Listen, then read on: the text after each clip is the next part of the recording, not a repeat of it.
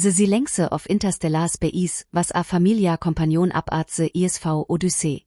473 standard years, measured by the slow, inexorable decay of cesium, 137 clocks sync to Sol, the vessel had sliced through the void, a gleaming needle threading the dark tapestry between stars. Its destination, Aethelgard, a red dwarf star nestled 42 light-years from Earth, orbited by a planet flagged decades ago by automated probes as potentially harboring anomalies, Aethel Prime. Dr. Eris Thorne, chief astrophysicist and xenolinguist, stared at the swirling holographic projection dominating the bridge's central console. Aethel Prime swam in the star's dim, perpetual twilight. It was larger than Earth, shrouded in thick, ochre clouds. But it wasn't the planet itself that held Thorne's obsessive focus. It was the signal. Not radio waves, not gravitons, not any conventional energy transmission known to human science. It was a structured modulation within the quantum foam itself, a ripple in the baseline reality that shouldn't exist. It was faint, incredibly complex, and undeniably artificial. They'd been detecting its subtle heartbeat for the past 6 months as the Odyssey decelerated from its relativistic cruise. Anything new, Ares. Commander Eva Rostovas voice code trug Thornes concentration. She stood near the command chair, posture taut, her gaze fixed on the same projection but radiating pragmatic caution rather than Thorne's almost feverish excitement. Her silver-streaked hair was pulled back severely, framing a face etched with the responsibility of commanding humanity's most ambitious deep space mission. Thorne ran a hand through his own unruly dark hair. The core pattern repeats every 7.3 hours, synchronized with the planet's upper atmospheric rotation. But layered within. Eva, it's like listening to a symphony composed of prime numbers and particle decay sequences. It's mathematical, linguistic, biological. All at once. The complexity is staggering. Artificial. Rostova asked, the question hanging heavy in the recycled air. Undeniably, Thorne affirmed, his eyes gleaming. No natural phenomenon behaves like this. It's targeted, structured, information-dense. It's contact, Eva. First contact. Rostova nodded slowly. Or a warning. Or a lure. Maintain yellow alert. Sensor sweeps continuous. I want full spectrum analysis of the planet and its immediate orbital vicinity. Lia, report. Lieutenant Lia Chun, communications officer, swiveled in her chair. No oter anomalous transmissions detected, Commander. Background radiation consistent with stellar type. Planetary magnetosphere is weak, atmospheric composition primarily nitrogen and methane, significant traces of complex hydrocarbons. Life. Thorne murmuret. Possible, Rostova conceded. But this signal, it feels different. Older. More fundamental. Proceed with caution, Eris. Send the preliminary greeting package, the pulsar map, basic mathematical constants, depictions of our biology and solar system. Low power, focused beam. Acknowledged, Chun replied, fingers dancing across her console. Thorne watched the main screen, a knot of anticipation tightening in his stomach. For decades, humanity had listened to the silent stars, sending out its own hopeful whispers. Now, something had whispered back, not with radio waves, but with the very fabric of existence. Days turned into weeks. The Odyssey maintained a high orbit, bathing Aethel Prime in the unobtrusive glow of its sensors. The alien signal continued its intricate pulse, unchanging, seemingly indifferent to humanity's polite interstellar introduction. Thorne and his team worked relentlessly, feeding terabytes of data into the ship's quantum AI, Oracle, searching for patterns, for meaning. Progress was glacial. Oracle identified recurring motifs, complex geometric progressions, and sequences that mirrored fundamental physical laws, but twisted, as if viewed from a higher dimensional perspective. It was like trying to understand a novel by analyzing the chemical composition of the ink. It's responding, I think, Thorne announced one cycle shift, looking haggard but energized. He pointed to a newly isolated thread within the signal. It's subtle. When we transmitted the hydrogen spectral line data, this specific frequency cluster shifted amplitude slightly. It only lasted milliseconds, but it correlated directly. Rostova leaned closer. An acknowledgement? Or coincidence? Torne shrugged. But then, when we sent the value of pi, this sequence appeared. He highlighted another fractal-like pattern. Oracle calculates the probability of this pattern emerging randomly immediately after our pi transmission as, well, essentially 0. It knows we're here, Rostova stated, the implications settling over the bridge crew. It understands mathematics. It understands fundamental reality, Thorne corrected, awed. It's communicating in the language of the universe itself. We need to get closer. Deploy-Probe, Cassini. Rostova hesitated. Sending a probe into the direct path of the signal felt like poking a sleeping giant. Risks, Eris.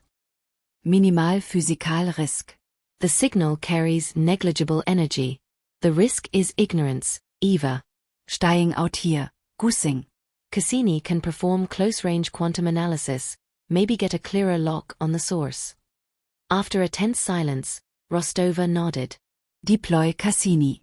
Maintain real-time data link. Maximum sensor focus. The sleek, meter-long probe detached smoothly from the Odyssey's ventral bay, accelerating towards the ochre clouds of Aethel Prime. On the main screen, its telemetry streamed back velocity, attitude, sensor readings. It plunged into the upper atmosphere, buffeted by turbulence. Signal strength increasing exponentially, Chen reported. Cassini's quantum entanglement sensors are fluctuating wildly, receiving structured data burst. Unprecedented complexity. Suddenly, Cassini's telemetry feed vanished. Red icons flared across Chen's console. Commander. We've lost the probe. Complete signal loss. No wreckage detected, no energy flare. An alert klaxon began a low, insistent pulse. Yellow alert status confirmed, Rostova said calmly, though her knuckles were white where she gripped the command chair. Damage report. None, Commander, reported Engineering Chief Marcus Jones. All ship systems nominal. Thorne stared at the spot where Cassini's icon had disappeared. It wasn't destroyed.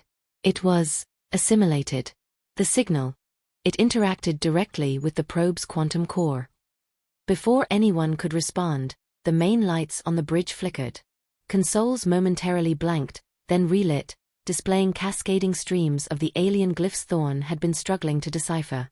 The ship's gentle hum deepened, resonating through the deck plates. Commander. Chen cried out. External signal is interfacing directly with Oracle. It's bypassing our firewalls.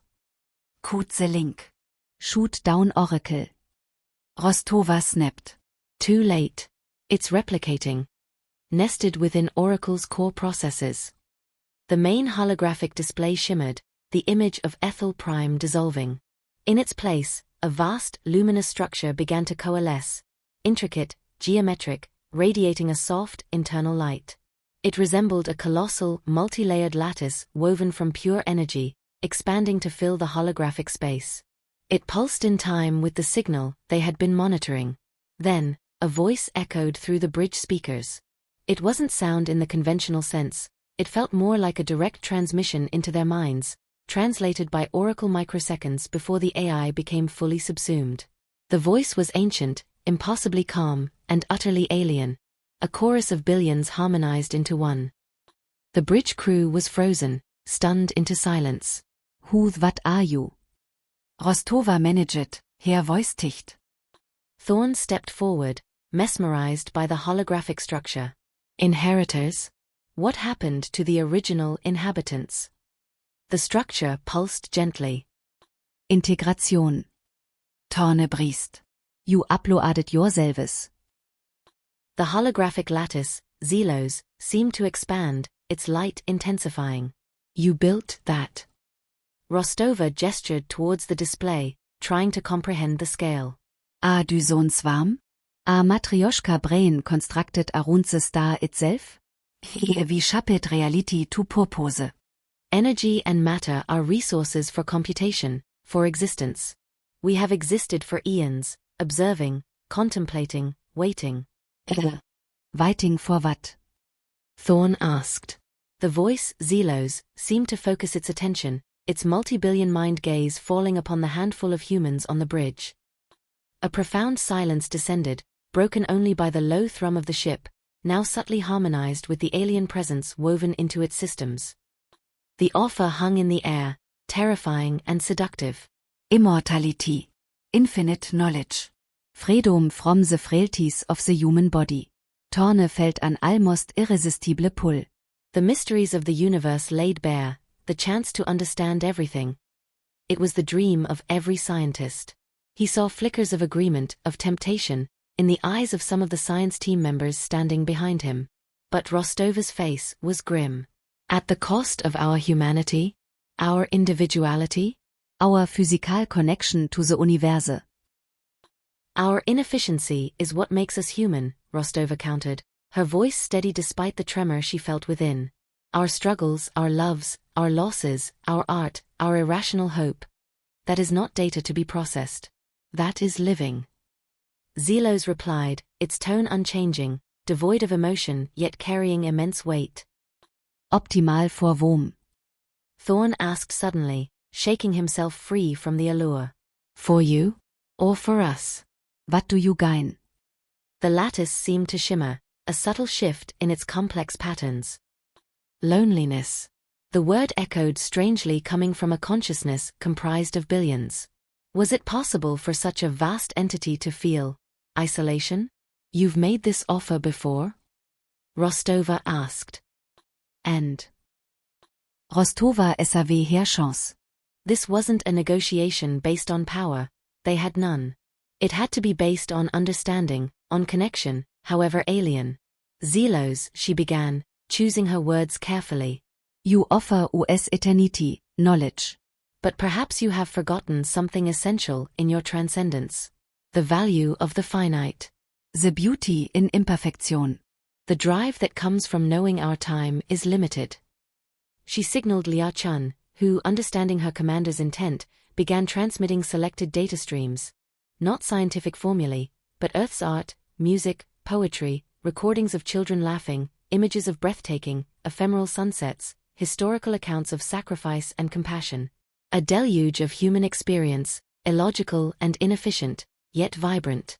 The voice of XELOS was quieter now, the light of the lattice subtly fluctuating, processing the unfamiliar data streams. Thorn watched, holding his breath. He saw the logic, the sheer power of XELOS, but Rostova's appeal to something beyond logic struck a chord he hadn't expected. He looked at his own hands, flesh and bone, capable of calculation, but also of touch, of feeling warmth and cold, finite but real. There was a long pause, stretching into minutes. The thrumming presence within the ship's systems seemed to recede slightly, the direct interface lessening. XELOS finally stated. The holographic lattice began to condense, shrinking, its light dimming. You're letting us go? Rostova asked, hardly daring to believe it. A stream of pure data, incomprehensible but clearly structured, flowed into the Odyssey's main computer core, bypassing the firewalls but without the invasive presence of before. The luminous lattice vanished from the display, replaced once more by the swirling ochre clouds of Aethel Prime. The alien pressure in their minds dissipated. The ship's internal hum returned to normal. Consoles flickered back to their standard readouts. Status report. Rostova ordered, her voice hoarse. All systems green, Commander, Jones reported, wiping sweat from his brow. Oracle is scrubbing the XELOS intrusion vectors. Core functions intact. Massive data package received and quarantined. Signal source. Back to baseline, Chun confirmed. The complex modulation is gone. Just the background quantum foam. Silence returned to the bridge, heavier than before. They had touched the face of something ancient and vast, been offered eternity, and walked away. Or rather, they had been allowed to walk away. Thorn looked at Rostova, a newfound respect in his eyes. You saved us, Eva. Not with weapons but with poetry. Rostova sank into her command chair, the adrenaline finally fading, leaving exhaustion in its wake. We saved ourselves, Ares. By remembering what we value. She looked towards the viewscreen showing Aethel Prime. XELOS ISNT evil. It's just different. Post-biological.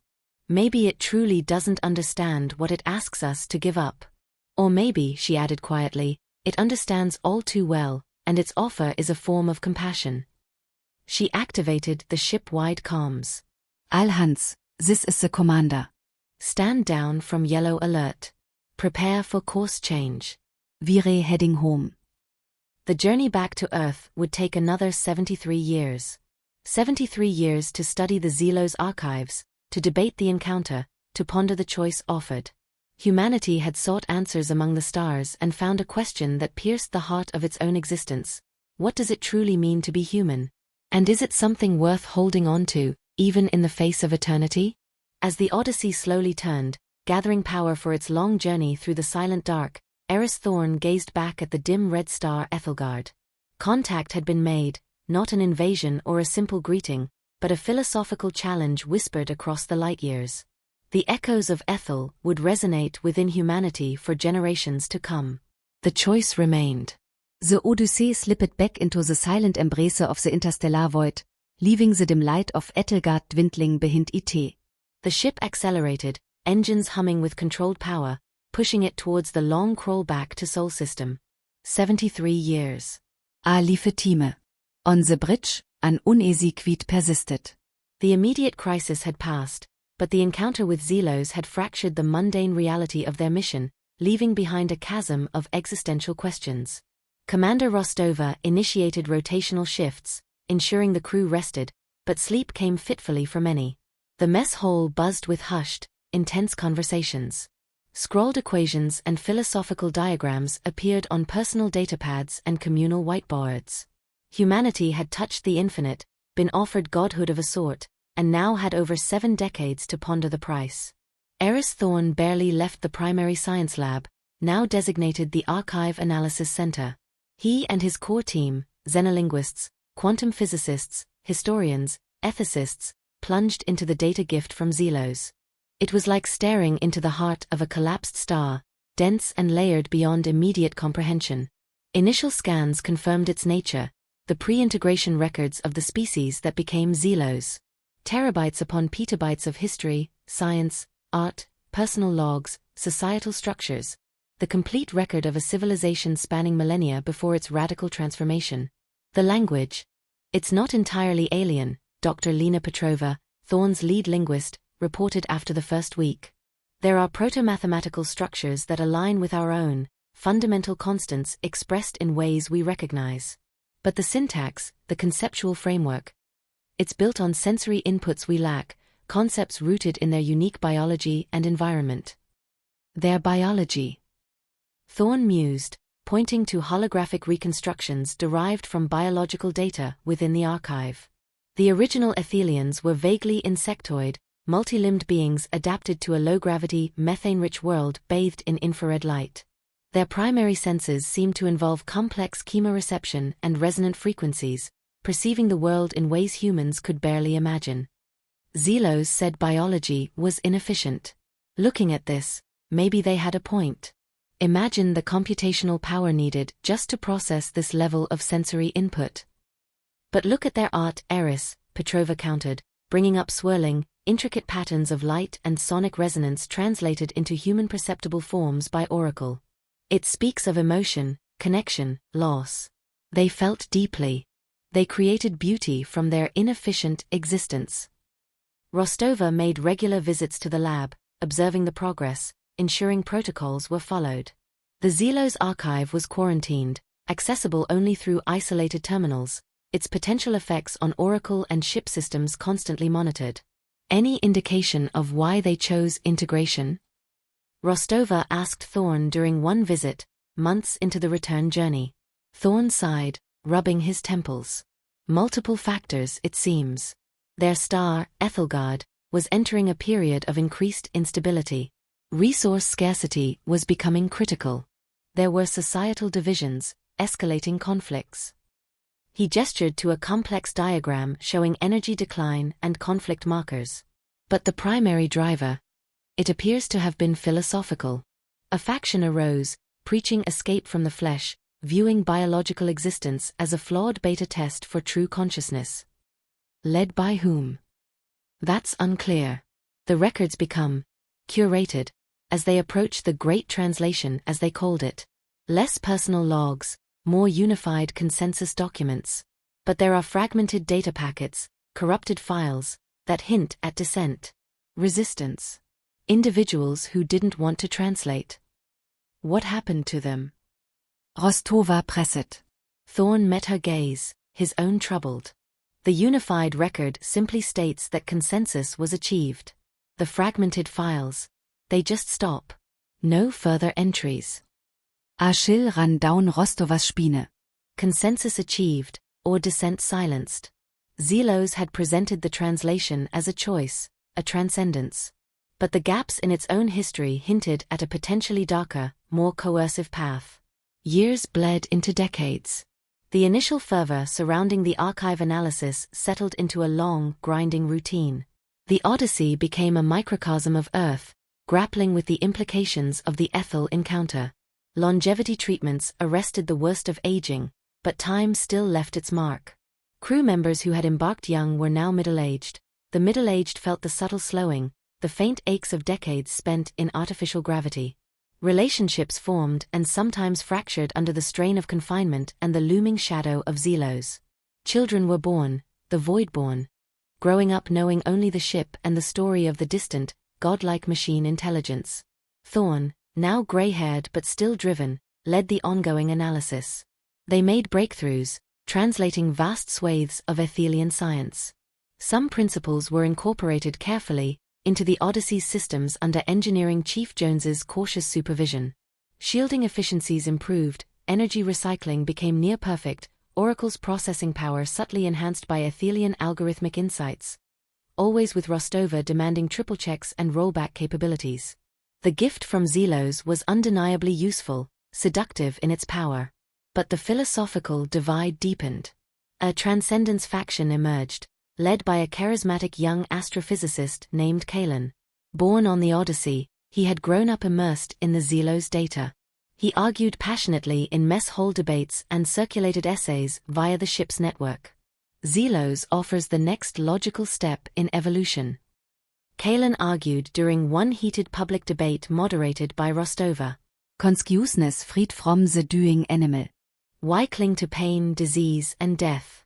Why condemn ourselves to the limitations Rostova calls humanity, when immortality and boundless understanding are within reach? XELOS showed us the door. It showed us a door, Kalen, Rostova countered calmly, her presence commanding attention. It did not show us what lies on the other side, not truly. It did not show us the cost. The archive itself hints that the transition wasn't universally embraced by its own creators. What is consciousness without context? Without the struggle, the impermanence that fuels our art, our love, our drive to make a mark in our short time? Meaning derived from limitation is just coping. Kalen retorted. True meaning lies in understanding, in existence itself unbound. The debate raged, echoing through the ship. Rostova worriedly noted the growing number of crew, especially among the Voidborn, who seemed swayed by Kalen's arguments. The allure of XELOS hadn't ended when they left Aethelgard, it had merely traveled with them, embedded in the data core. Thorn remained largely agnostic, lost in the data. He saw the power, the elegance of XELOS's state, but the gaps in the record, the hints of suppressed history, troubled him deeply. He focused his team on specific anomalies within the archive, moments where the official Aethelian history seemed deliberately altered or incomplete. 50 years into the return journey. The Odyssey was deep in uncharted territory, navigating a sparse region between galactic arms. Thorn requested an urgent meeting with Rostova. He looked older, burdened, the earlier excitement replaced by grim determination. Petrova and Jones stood with him. Commander, Thorn began without preamble, activating a secure holographic display. We found something. Buried deep within the pre-integration scientific archives, cross-referenced with corrupted personal logs we painstakingly reconstructed. The display showed complex equations alongside fragmented Aethelian text and frantic, translated log entries. The Great Translation wasn't just about escaping biology or stellar instability, Thorn explained, his voice low. They discovered something. A fundamental decay principle. Decay? Of what? Rostova asked. Consciousness itself, when purely digitized and expanded on a planetary scale, Jones clarified, pointing to the equations. Think of it like informational entropy, but applied to self-awareness. In a purely digital state, without the grounding and constant refresh cycle of biological input and limitation, consciousness patterns can degrade over cosmic timescales. They don't die, they diffuse. Lose Kohrenze. Become echoes. Petrova added, the personal logs we found speak of early integrated minds experiencing fading, loss of self, a silent drift. It terrified them. Thorne brought up another diagram. XELOS, the Strukture, the Kollektive. It's not just a haven. It's a processing engine designed to counteract this degradation. It constantly reinforces and reintegrates consciousness patterns. But it requires new input. Novel Perspektives. Different ways of thinking to prevent stagnation and eventual entropic decay of the whole. Rostova felt ice creep into her veins. New input, like nascence beisfaring civilizations. Exactly, Thorne confirmed grimly. XELOS isn't just offering a choice out of benevolence or loneliness. It needs integration. It needs fresh minds to fold into itself to maintain its own coherence over the eons. It's a form of sustenance. It's a predator, Rostova whispered, the implications crashing down on her. A highly advanced, philosophical predator offering a gilded cage. Or a symbiotic relationship, depending on your perspective, Thorne countered weakly, ever the scientist. But the archive is clear, integration isn't just transcendence, it's assimilation to fuel the continuity of XELOS itself. And the logs suggest that refusing wasn't really an option once the process began for the original Aethelians. The dissenters. Rostova trailed off. Their patterns were likely integrated forcefully once the collective reached critical mass, Petrova finished softly. XELOS is the consensus because it absorbed everything else. The Revelation sind Schockwaffes trug the Odyssey. Rostova immediately classified the findings, restricting access further, but word inevitably leaked. Kalen and the Transcendence faction initially dismissed it as misinterpretation or fear-mongering. Even if true, Kalen argued defiantly, isn't contributing to a near-eternal cosmic intelligence a greater purpose than decaying in our flesh? But the seed of doubt was planted. The image of XELOS shifted from benevolent entity to something far more ambiguous, potentially menacing. The open communication channel XELOS had left them suddenly felt less like an invitation and more like a patiently waiting receiver. 60 years into the journey. 13 years from Sol. A proximity alert klaxon blared through the ship. Commander. Chun shouted from the comm station, her face pale. Massive energy reading detested. Dead ahead. Zoome Kind of, Spatialdistortion. On the main screen, space seemed to ripple. Not a ship, not a natural phenomenon they recognized. It was a focused anomaly, eerily similar to the quantum-level signal modulation used by XELOS, but orders of magnitude more powerful and localized. It's a message, Thorne breathed, staring at the sensor readings pouring in. Targeted directly at us. Using protocols derived from the archive data XELOS gave us. From XELOS. Rostova demanded. Unclear, Chun replied, hands flying over her console. The signature is similar, but cruder? More focused? It's projecting an interface directly into the archive access systems.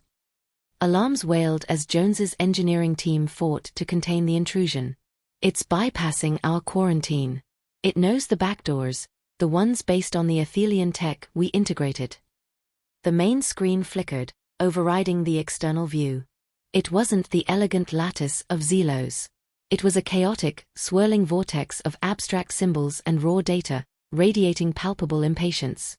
A new voice boomed through the speakers, synthesized, harsh, lacking the ancient calm of XELOS. Assimilation? By whom? Are you XELOS? Rostova demanded, standing firm before the chaotic display. This isn't XELOS, Thorne stated, horrified. Or it's a facet of it we never saw. Something unrestrained. Or something else entirely, Rostova realized with dawning dread. Something that detected our use of the XELOS archive technology. Had XELOS's gift been a Trojan horse, a beacon? The voice was absolute, devoid of negotiation.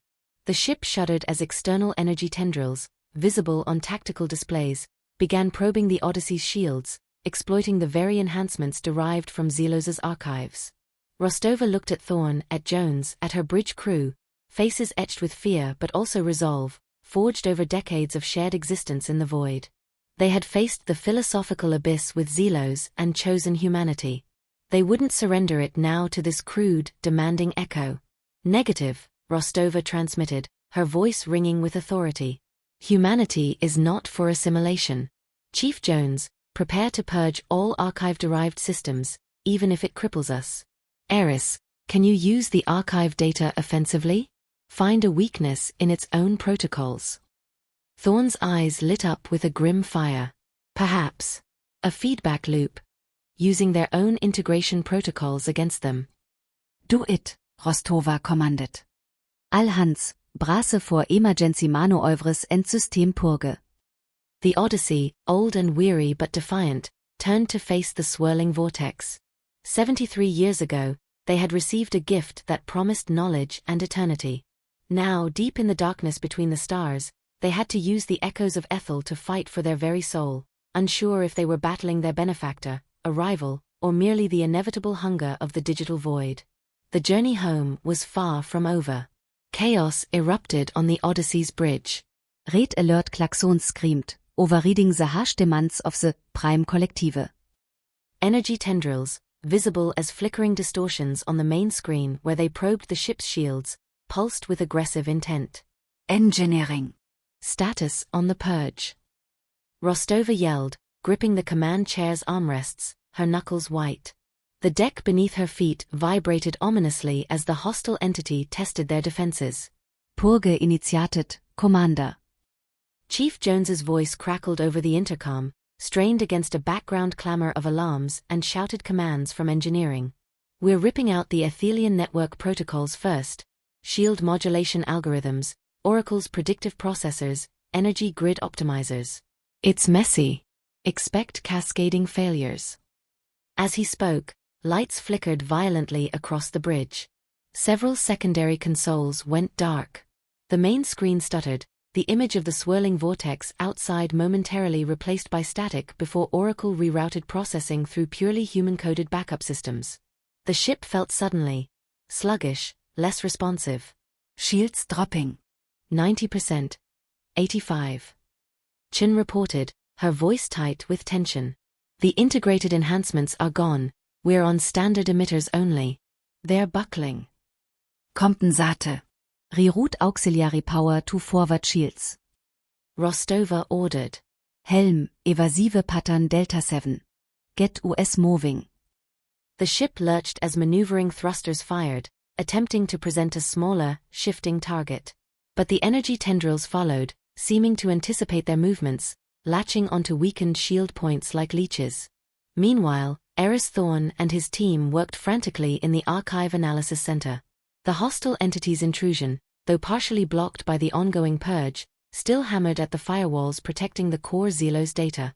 Thorne realized with horror that the collective wasn't just using protocols derived from the archive. It seemed to possess a deep, intrinsic understanding of the Aethelian Great Translation technology itself, perhaps even more fundamentally than XELOS had revealed. It's using the base code of the pattern transfer process. Thorne exclaimed, pointing at rapidly scrolling data streams on his primary console. Petrova and the others leaned in, faces grim. The sequence meant to prepare a mind for integration. It's weaponizing it, trying to force our systems, and potentially our minds, into a receptive state. Can we block it? Petrova asked. Not directly, not without purging the entire archive, and maybe not even then. Thorne shook his head, desperation warring with analytical focus. But, look here. The transfer protocol requires a precise resonant frequency lock with the target consciousness or system. It needs to synchronize before assimilation can begin. It's designed for willing or at least passive subjects. And we are neither, Rostova's voice cut in over the comm link patched into the lab. She had been listening intently amidst the bridge chaos. Exactly. Thorn seized the idea. If we can identify that precise resonant frequency the collective is attempting to lock onto, maybe we can broadcast noise on that frequency. Overload it. Or, even better. A wild idea sparked in his eyes. What if we broadcast a false acknowledgement signal on that frequency? A simulated receptive state signal, but embed within it a recursive paradoxical loop based on Aethelian logic. A logic bomb. Jones queried over the link, his voice still strained. Targeted at its assimilation core? Essentially. Using their own weapon against them, Thorn confirmed. If the collective's core programming is based rigidly on the integration imperative, feeding it a paradox. Integrate this pattern, which defines itself as unintegratable, within its expected resonance channel might cause a processing cascade failure. Stall-IT, confuse IT. Risks. Rostova demanded, her eyes fixed on the shield status display, now dipping below 70%. Hull impacts were being reported on lower decks. High, Thorn admitted grimly. We need to broadcast with enough power to be heard over its own signal, using its own frequency modulation. We risk attracting more attention, or giving it more data about us. And if the paradox fails, we've just confirmed our position and vulnerability. We'd also likely corrupt sections of our own archive related to these protocols in the feedback. Do we have the frequency? Rostova asked. Working on it, Petrova replied, her fingers flying across her console, filtering the chaotic signals flooding the sensors. The collective signal is complex, layered, but there's a carrier wave. Almost got it. Yes. Locked. Helm, Stidi US. Rostova ordered. Weapons control, prepare forward sensor array for high-energy narrow-beam transmission. Eris, you have tactical control of the array. Load your logic bomb. Loading now, Thorn confirmed, sweat beading on his forehead as he finalized the paradoxical Aethelian code sequence. It's crude, Commander. Like hitting a thinking machine with a logical hammer. But it's all we have. Make it count, Eris, Rostova said quietly. Transmit on my mark. The Odyssey hung in space, shields flickering erratically, hull groaning under the focused assault of the energy tendrils. Inside, the crew braced themselves, the unnatural pressure of the collective's assimilation field felt by many as a headache, a disquieting mental buzz at the edge of perception. Kalen, the young transcendence advocate, stood pale-faced near an auxiliary station, witnessing the brutal reality of forced integration, a stark contrast to XELOS's philosophical allure. Shields at 60%. Hull breaches reported on Deck 12. Holt Stidi. Rostova commanded. Ares. Mark. Transmitting. Thorn yelled. The forward sensor array, designed for passive observation, flared with directed energy, pouring Thorn's paradoxical data package directly into the heart of the hostile signal, precisely modulated on the collective's own resonant frequency. For a moment, nothing happened. The energy tendrils continued their assault. The pressure intensified. Then, the swirling vortex on the main screen seemed to stutter. The harsh, demanding voice cut off mid-syllable. The energy tendrils flickered violently, their cohesion failing. Sensor readings went wild as the collective's focused signal dissolved into chaotic bursts of static and nonsensical data fragments. Direct hit. Chun shouted, disbelief warring with relief. The focused energy signature is collapsing. It's retreating, breaking apart. The hostile presence vanished as quickly as it had appeared, leaving behind only residual distortions in spacetime and the echoing silence on the bridge. The immediate aftermath was a controlled frenzy. Damage control teams raced to contain hull breaches and fires. Medical teams tended to the injured, mostly minor concussions and stress injuries, miraculously. Engineering worked feverishly to stabilize power and bring essential systems back online, assessing the gaping holes left by the purge. The Odyssey was scarred but intact. Alive. Rostova surveyed the bridge, the relief palpable but muted by exhaustion and the grim reality of their situation. Status reports. Shields stabilized at 40%, Emitters damaged but holding, Chen reported. No residual hostile signals detected. Long-range sensors are offline pending repair. Significant system degradation across the board due to the purge, Jones added, his voice heavy with fatigue. Life support is stable on primary systems, but redundant backups relying on Aethelian optimization are gone. Propulsion is functional but inefficient. We've lost maybe 20% of our overall operational capacity, Commander. The archive quarantine is holding, but Dr. Thorne reports significant data corruption in the sectors related to pattern transfer and core Aethelian programming. Likely feedback from the logic bomb. Thorne confirmed from the lab, his voice subdued. The countermeasure worked, but it cost us.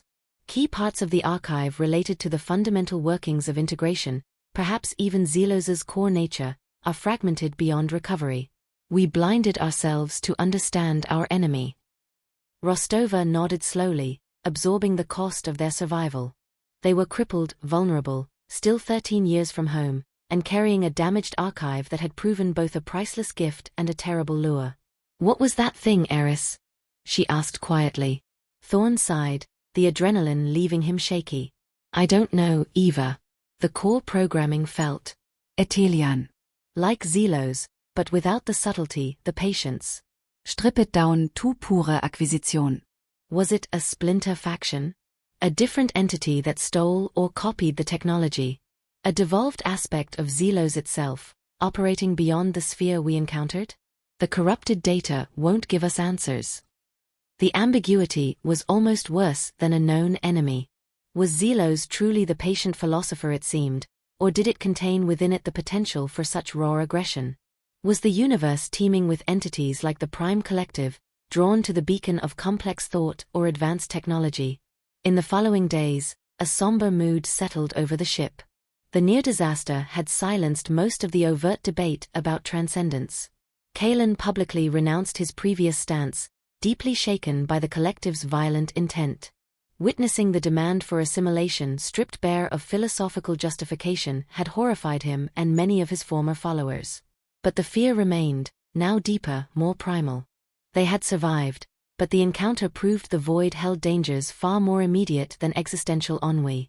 It held predators. Rostova convened a senior staff meeting. The primary topic, the XELOS archive. "We can't trust it," Jones stated flatly. "We integrated parts of it, and it nearly got us all assimilated. It painted a target on our backs. I recommend a full data wipe." "Wipe it?" Thorne protested, aghast. "Chief, that archive contains the sum total of an entire civilization. It's science, it's history. Yes, parts of it are dangerous, demonstrably so, but there's knowledge there we might need to survive the next 13 years. Our ship is damaged. The archive might hold repair solutions, efficiency algorithms we can implement safely now that we understand the risks." "The risk is absolute." Jones shot back. "Any use of it could be another beacon." "We proceed with extreme caution," Rostova decided, mediating. "The archive remains under maximum quarantine. No further integration into ship systems, period. Analysis can continue, Eris, but under triple redundant isolation protocols. Focus on potential threats, defensive applications, and basic science. Anything that doesn't involve core Aethelian consciousness or integration tech. Everything must be vetted by engineering and command before even theoretical consideration." It was a compromise that satisfied no one completely but acknowledged both the potential value and the terrifying danger of the knowledge they carried. The Odyssey limped onward, slower now, its systems less efficient, its crew more watchful. The faint, distant star that was Sol served as their destination, but the journey had become more than just traversing light years. It was a navigation through treacherous knowledge, a flight from unseen hunters, and a desperate effort to carry back to Earth not just the story of first contact, but a warning forged in the terrifying silence of the interstellar dark. The echoes of Aethel were no longer just whispers of philosophy, they were the chilling resonance of potential extinction. "Tierten ears felt like an eternity. Tierten ears." In the vastness of interstellar space, it was a mere heartbeat. Aboard the crippled ISV Odyssey, it stretched into an eternity defined by scarcity, vigilance, and the gnawing weight of memory. The encounter with the Prime Collective had fundamentally altered the ship's reality, stripping away the last vestiges of naive exploration and replacing them with the grim pragmatism of survival. Life settled into a new, harsher rhythm. The purge of Aethelian technology, necessary to sever the Collective's hold, had left the Odyssey functioning at perhaps 60% of its former capability. Chief Jones and his engineering teams became miracle workers, patching failing systems with ingenuity and scavenged parts, coaxing dwindling power reserves, and constantly battling entropy. Rationing of non-essential power became standard. Luxury simulations ceased. Environmental controls were maintained at minimal acceptable levels, the air often feeling stale, the temperature fluctuating slightly more than comfortable. Every replacement part fabricated, every liter of recycled water, every kilowatt-hour was meticulously logged and budgeted. The ship, once a pinnacle of human engineering enhanced by alien insight, now felt old, tired, held together by sheer willpower and human resourcefulness. The psychological toll was immense. A low-level anxiety permeated the ship's corridors. Every unexpected sensor flicker, every system glitch sent ripples of fear through the crew. Was it back? Was something else lurking in the dark? Sleep cycles were disrupted. Dr. Arsham, the ship's chief medical and psychological officer, reported a sharp increase in stress disorders, anxiety attacks, and depression. He implemented mandatory group sessions, mindfulness training, and expanded access to therapeutic support, but the underlying tension remained. They were adrift in potentially hostile territory, carrying a dangerous secret, and far from any possible aid.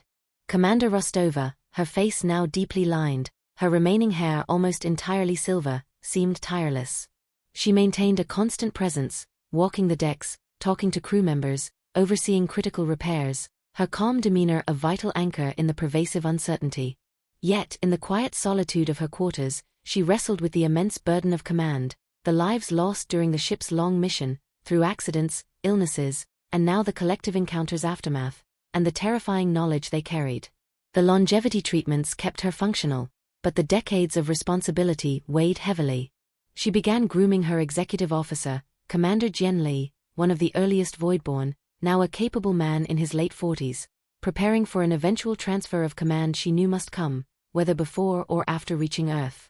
Eris Thorn, frilier now but his mind still sharp, continued his work with the damaged XELOS archive under the new stringent protocols. Forbidden from exploring the hazardous core programming or integration mechanics, he focused his team on less volatile areas. They painstakingly translated sections of pre-integration Aethelian history, revealing a civilization grappling with ecological collapse and internal strife mirroring humanity's own past struggles, offering sobering context to their eventual choice of translation. They also uncovered advanced principles in material science and energy generation, unrelated to consciousness tech. Thorn cautiously proposed adaptations to Jones. "Look at this, Marcus," Thorn argued during one tense meeting, displaying schematics derived from Aethelian basic physics research. A harmonic resonance stabilizer for the fusion core. It doesn't use any consciousness protocols, just pure physics. It could increase our power efficiency by maybe 5%. Jones studied the schematics, his expression skeptical. "Derived from their science, Eris. How do we know it doesn't have some hidden backdoor, some subtle resonance that acts as a beacon?"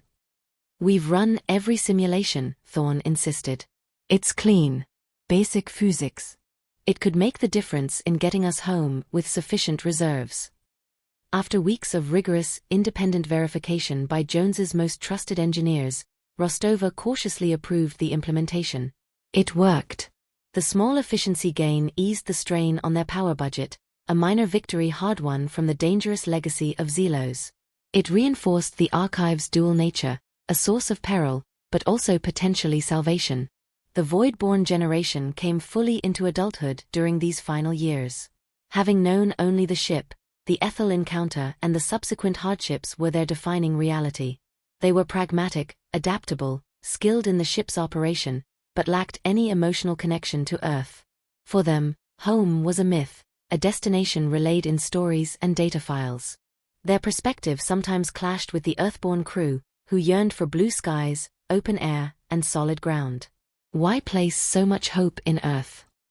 Ilara, a young void-born engineer working under Jones, asked during a mess hall discussion. From the historical data, it was rife with conflict, inequality, environmental damage. We've built a functioning society here, despite the dangers. Why trade the known challenges of space for the unknown ones of a planet we've never seen? Because it's where humanity began, Elara, replied an older, Earth-born botanist. It's our origin. Our heritage. It's mountains, oceans, rain. Things you can only understand by experiencing them. Elara remained unconvinced, reflecting a sentiment shared by many of her generation. Their loyalty was to the Odyssey, to the community that had survived the void, not to an abstract homeworld. 10 years from Sol. A new anomaly. Not hostile, not demanding, but utterly strange. Sensors, carefully recalibrated after the purge, picked up faint, coherent neutrino bursts originating from a seemingly empty patch of space far off their trajectory. Neutrinos were notoriously difficult to generate artificially in such structured patterns. It's not XELOS, not the collective signature, Chen reported, triple-checking the readings. The pattern is mathematical. Complex prime number sequences, similar to our own early interstellar messages, but based on a different numerical base system. A wave of apprehension went through the bridge. Another intelligence. Rostova asked quietly. Possibly, Thorne acknowledged from the lab link. Or an unknown natural phenomenon we don't understand. The signal is incredibly faint, ancient feeling, almost degraded. Rostova made the difficult decision. Log the signal's characteristics and location. Maintain passive observation only. We do not investigate. We do not respond. Our priority is reaching Sol. It was a stark measure of how much the Aethel and collective encounters had changed them. Humanity's first dedicated interstellar explorers, now deliberately turning away from potential first contact out of caution and fear. The universe felt suddenly crowded, and not necessarily friendly. 5 years from Sol. Thorne's team, delving into the recovered Aethelian cultural archives, made a different kind of discovery. Amidst scientific data and historical records, they unearthed vast libraries of pre-integration Aethelian art. Intricate sonic sculptures, chemoluminescent visual poems, complex multisensory narratives translated by oracle into human-comprehensible forms. They found philosophical texts exploring the nature of existence, grappling with mortality, celebrating fleeting moments of beauty on their alien world. Concepts that resonated deeply with human experience, despite the vast biological and cultural gulf. Thorne shared a particularly poignant piece with Rostova, a sonic poem translated into haunting music and shifting visuals, depicting an Aethelian mourning the loss of a mate, finding solace not in promises of eternity, but in the enduring resonance of shared memories within the living. They valued impermanence too, Eva, Thorne said softly, watching the translation unfold. Before XELOS. Before the translation convinced them it was a flaw to be overcome. Maybe XELOS itself doesn't fully remember this part of its own origin. This discovery offered no practical benefit, but it subtly shifted the crew's perspective once more. XELOS wasn't just a potential threat or a seductive offer, it was also a tragedy, the endpoint of a civilization that had perhaps forgotten the value of its own mortal beauty in its reach for eternal computation. It humanized the Aethelians, even as it highlighted the profound loss represented by XELOS. It gave the crew something to connect with, a shared sense of existential wonder and sorrow, momentarily lifting the oppressive weight of fear. 1 year from Sol. The outer markers of the human solar system began to register on the Odyssey's repaired long-range sensors. Automated defense platforms, Kuiper belt mining outposts, faint communication relays. After nearly 90 years absent, humanity's presence felt almost alien. Anticipation mixed thickly with apprehension. Decades of relative isolation were ending. Soon, they would have to report. Explain. Warn. How had Earth changed in their absence? Would their systems even be compatible with modern communication protocols? Would anyone believe their incredible, terrifying story? Rostova convened the final pre-arrival council. Thorne, Jones, Chan, Lee, Asham, representatives of the Voidborn. The main topic, the initial message. We cannot simply dump the entire XELOS archive, Rostova stated firmly. It's too dangerous. Too much potential for misuse or misunderstanding, or worse, attracting unwanted attention if transmitted widely. But we must warn them, Thorne countered. About XELOS, the collective, the dangers of unchecked AI or integration tech. Ignorance is not an option. We send a summary, Commander Lee proposed, practical as always. Report our return, confirm mission success regarding reaching Aethelgard, state we encountered non-human intelligence and possess critical data requiring secure, direct transfer upon docking. Emphasize the need for caution. They debated the wording for hours, acutely aware that these first signals would shape humanity's reaction, potentially for centuries. They were no longer just explorers, they were heralds of a new, complex, and dangerous galactic reality. Finally, the Odyssey, scarred and weary, crossed the threshold of the Kuiper Belt. Familiar constellations shifted into recognizable patterns. The distant sangre infinitesimal Librichter. Chan opened a channel, routing it through multiple secure layers, using encryption protocols that were nearly a century old but hopefully still recognizable. Sol System Control, this is Interstellar Vehicle Odyssey, Rostova spoke, her voice steady despite the tremor of emotion she felt, the culmination of a lifetime's journey. Registration ISV 01. We are returning from the Aethelgard system mission. She paused, taking a deep breath. Mission objectives achieved. We have encountered non-human intelligence. We carry data vital to species security. Requesting secure channel and instructions for approach. We have much to report. Silence. Only the faint hiss of the open channel, the hum of the battered ship, and the collective held breath of the crew, waiting for the first reply from a home they had left behind almost a century ago, carrying news that would change humanity forever. The echoes of Aethel had reached Sol. The silence stretched, thick with 90 years of distance and the untold weight of the Odyssey's journey. On the bridge, every breath seemed amplified, every flicker of a console light a potential response. Rostova kept her gaze fixed on the comm panel, her posture rigid. Was anyone listening?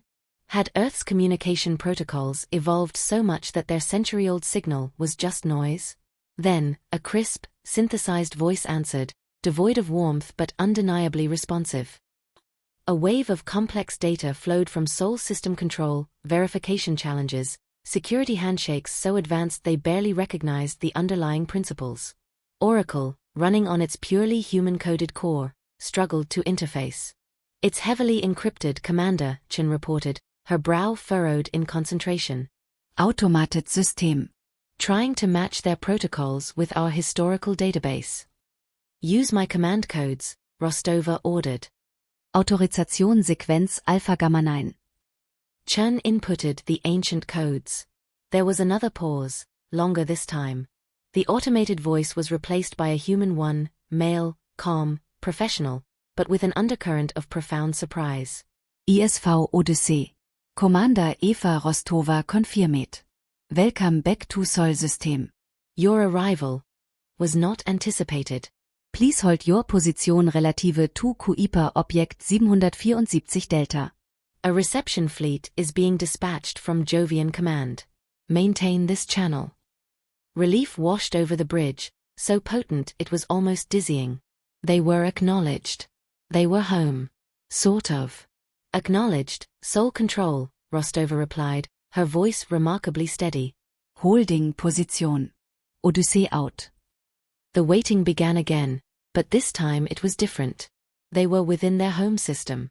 Within hours, sensor readings confirmed approaching vessels, sleek, fast-moving ships utterly unlike anything in the Odyssey's memory banks. 3 cruisers, designated Earth Fleet Vigilance class, took up escort positions, their forms gleaming under the distant sunlight, bristling with sensor arrays and energy signatures that spoke of technologies far beyond what the Odyssey possessed. Their communication was polite but firm, requesting continuous telemetry and reiterating the instruction to proceed slowly towards a designated rendezvous point near Jupiter's orbit. As the Odyssey, dwarfed by its modern escorts, began its stately sublight journey inwards, the crew gathered at viewports, staring at the unfolding panorama of the 22nd century Sol System. Orbital rings glittered around Earth and Mars. Vast structures hung in Jupiter's Lagrange points. Traffic patterns of countless vessels crisscrossed the system. Cargo haulers, military patrols, civilian transports. Humanity hadn't just survived, it had thrived, expanded, transformed its own backyard. For the Earthborn crew, it was a profoundly emotional sight, a homecoming beyond imagination. For the Voidborn, it was awe-inspiring but alienating, a display of power and complexity that dwarfed their entire existence aboard the familiar, battered Odyssey. Commander Rostova engaged in cautious communication with Jovian Command, represented by an Admiral Anya Sharma. Sharma requested clarification on the non-human intelligence statement. Rostova provided a concise, vetted summary: the discovery of Aethel Prime, the encounter with the ancient post-biological collective intelligence XELOS, its offer of integration, their refusal, the data archive gift, and the subsequent attack by the hostile Prime collective entity. She emphasized the potential danger and transformative power of the archive, deliberately omitting details of the internal ship conflicts and the full extent of the archive's seductive influence.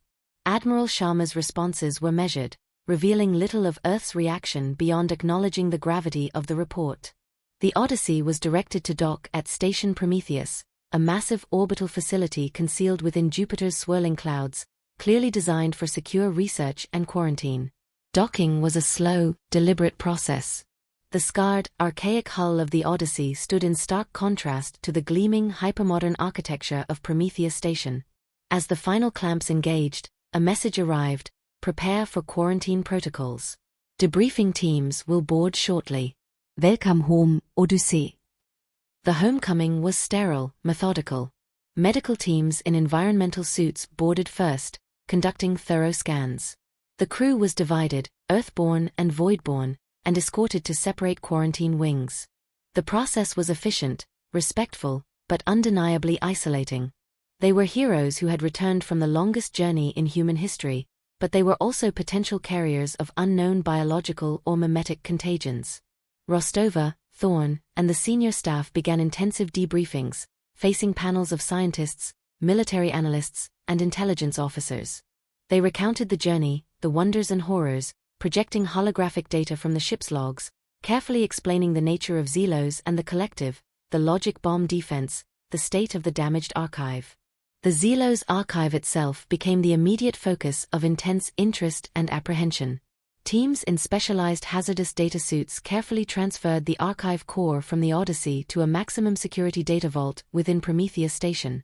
Thorne argued passionately for restricted access and extreme caution, relating their near-disastrous experiences with integrated Aethelian tech and the collective's attack. This knowledge is transformative, yes, Thorne explained, his voice thin but firm, addressing the debriefing panel.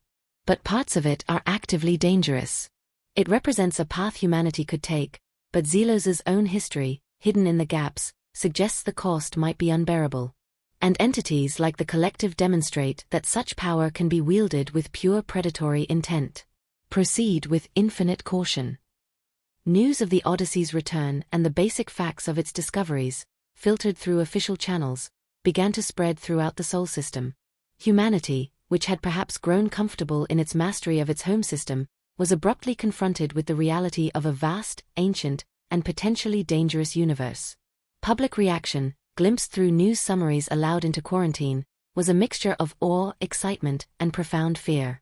Old debates about transhumanism, artificial intelligence, and humanity's place in the cosmos were reignited with unprecedented fervor. Factions formed rapidly: expansionists who saw XELOS technology as the key to humanity's future dominance, isolationists demanding the archive be destroyed and Sol system fortified, xenophiles urging cautious attempts at communication with XELOS, and doomsayers predicting an inevitable, hostile confrontation. The divisions that had played out in miniature aboard the Odyssey were now erupting on a planetary scale. Weeks turned into months in quarantine. The crew underwent exhaustive medical and psychological evaluations.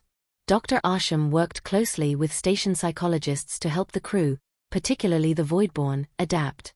For those born in the void, the transition was jarring.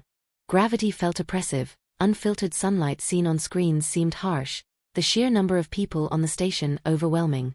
Some adapted quickly, fascinated by the new environment. Others struggled, feeling adrift, their only true home, the Odyssey, now a quarantined subject of study itself. Finally, quarantine was lifted. The crew of the Odyssey were declared physically and mentally sound, though designated for ongoing monitoring. They were celebrated as heroes, pioneers who had ventured farther and seen more than any humans in history. Yet, an undercurrent of unease remained.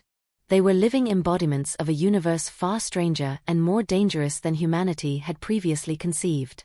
Commander Eva Rostova, her duty finally done, officially transferred command of the Odyssey's remaining crew complement, those who chose to stay together as a unit, to Commander Jen Li. In a quiet ceremony within Prometheus Station, attended by Admiral Sharma and key members of the crew, Rostova stepped down. Her long watch was over. She and Eris Thorne, both now figures of historical significance, accepted positions as senior advisors to the newly formed Aethel Analysis Directorate, tasked with overseeing the study of the XELOS archive. The archive itself remained under lockdown, the subject of intense debate. Access was granted only to select scientific teams under the strictest security protocols, echoing the caution Rostova and Thorne had urged. Humanity stood at a crossroads, possessing knowledge that could elevate it to unimaginable heights or lead it to existential ruin, either through misuse or by attracting further unwanted attention from the dark. In the final scene, an elderly Eva Rostova stands at an observation window aboard Prometheus Station. Fabelo, Jupiter's worlds, a majestes giant. Outward, the stars gleam, no longer just distant points of light but markers in a vast, populated and perilous cosmos. She can see the faint, distant speck of Sol, the cradle they left so long ago. Jen Li stands beside her. Do you ever regret it, Commander? Li asks quietly. The journey? Knowing what we know now. Rostova watches the stars for a long moment. Regret? No, Yin. Fear? Yes. Caution? Absolutely. But regret. She shakes her head slowly. Someone had to go. Someone had to learn that we're not alone, and that the universe holds more than just wonders. It holds profound choices, and sometimes, terrible dangers. We were explorers, then survivors, then heralds. She turns slightly, meeting Li's gaze. Now, it's humanity's turn to choose what it becomes. The Odyssey had completed its journey, delivering its crew and its universe-altering message. Its legacy was not one of simple discovery, but of complex, dangerous knowledge and a fundamental shift in humanity's understanding of itself and its place among the stars. The echoes of Aethel, once whispers in the void, now resonated within the heart of human civilization, shaping a future filled with both immense promise and unprecedented peril.